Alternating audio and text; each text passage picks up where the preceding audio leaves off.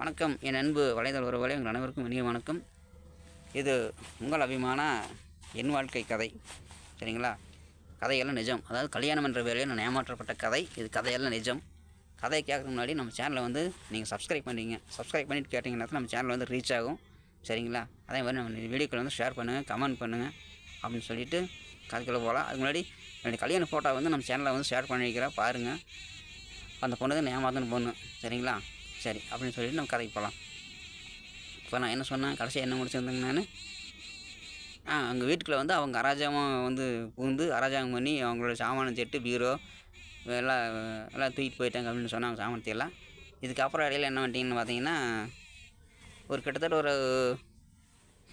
ஒரு 6 மாதம் போயிருக்குன்னு நினைக்கிறேங்க. அப்புறம் அப்படி ஒரு 3 மாதம் இருக்குது. 3 மாதம் கழிஞ்சிருச்சுங்க. 3 மாதம் கழிஞ்சு அப்புறம் பார்த்தீங்கன்னா, ஒரு நாள் என்னாச்சுன்னு பார்த்தீங்கன்னா, திடீர்னு அவங்க பார்த்தீங்கன்னா, அவங்க வீட்டுக்கு பக்கத்தில் தெரிஞ்ச ஒரு உறவினர், என் மனைவிக்கு தெரிஞ்ச உறவினர் ஒருத்தர் இருக்கிறாங்க. அவங்களோட சொந்தக்காரர் ஒருத்தர் புளியம்பட்டியில் இருக்கிறாங்க. அவங்க புளியம்பட்டியில் இருக்கிறாங்க. அவங்க சொந்தக்காரர் பார்க்குற புளியம்பட்டியிலேருந்து அங்கே வந்துக்கிறாங்க. அவங்க ஊருக்கு வந்தவுடனே அவங்களுக்கும் என்னுடைய மாஜி மனைவிக்கும் 2 பேரும் பார்த்தோன்னே ஒரு காதல் வந்துடுது.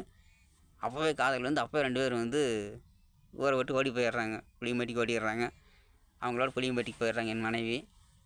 அப்புறம் உடனே இது என்னாச்சுன்னு, இந்த விஷயம் என்னுடைய மாஜி மாமியாருக்கு தெரிஞ்சு போகும். மாமியார் உடனே போய் தேடி பிடிச்சி 2 பேரையும் இழுத்துட்டு வந்துடுறாங்க. எங்கே புளியம்பட்டி போய் 2 பேரையும் பிடிச்சிட்டு எங்கே விட்டு வந்துடுறாங்கன்னா, நேராக மகளிர் காவலன் தூக்கிட்டு வந்துடுறாங்க. காயம் மகளிர் காவலன் தூக்கிட்டு வந்துடுறாங்க காயத்துக்கு.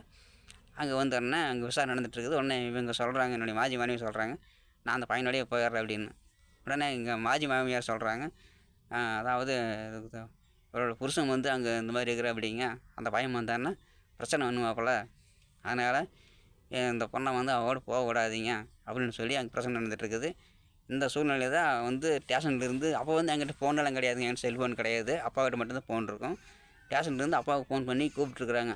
இந்த மாதிரி ஒரு பிரச்சனை, நீங்கள் வாங்க பேசணும்னு சொன்னோன்னே அப்பாவும் வந்துட்டார். இல்லைங்க நான் வெளியில் இருக்கேன், நான் வரமுடியும்னு சொல்லிட்டு அப்பாவும் வந்துடுறாரு. வந்ததுக்கப்புறம் அப்பா வீட்டுக்கு, ஆனால் காயத்தில் தான் இருந்தாருங்க. அவர் அந்த அன்றைக்கி காயத்தில் தான் இருந்தார். ஆனால் அவர் ஸ்டேஷனுக்கு போகல, வீட்டுக்கு வந்துட்டாருன்னு சொல்லிவிட்டு வீட்டுக்கு வந்துட்டு அந்த அன்றைக்கி என்கிட்ட சொல்கிறாரு, அந்த மாதிரி பிரச்சனை ஆகி போச்சாமா, இந்த பிள்ளை வேற ஒரு பையனை கூட்டிகிட்டு புளியம்பட்டி வரைக்கும் ஓடி போச்சாமா, அவங்க அம்மா கூப்பிட்டு ஸ்டேஷனில் வச்சுக்கிறாங்களாமா, அந்த மாதிரி விசாரணை நடந்துருக்குது அப்படின்னு அப்பா சொல்கிறாருங்க. அதுக்கப்புறம் சரி முடிச்சேன்னா, அதுக்கப்புறம் அடுத்த நாள் நான் போய் மறுபடியும் வழக்கமாக திருப்பூர் எஸ்பி ஆஃபீஸில் நான் கம்ப்ளைண்ட் கொடுக்குறேன்.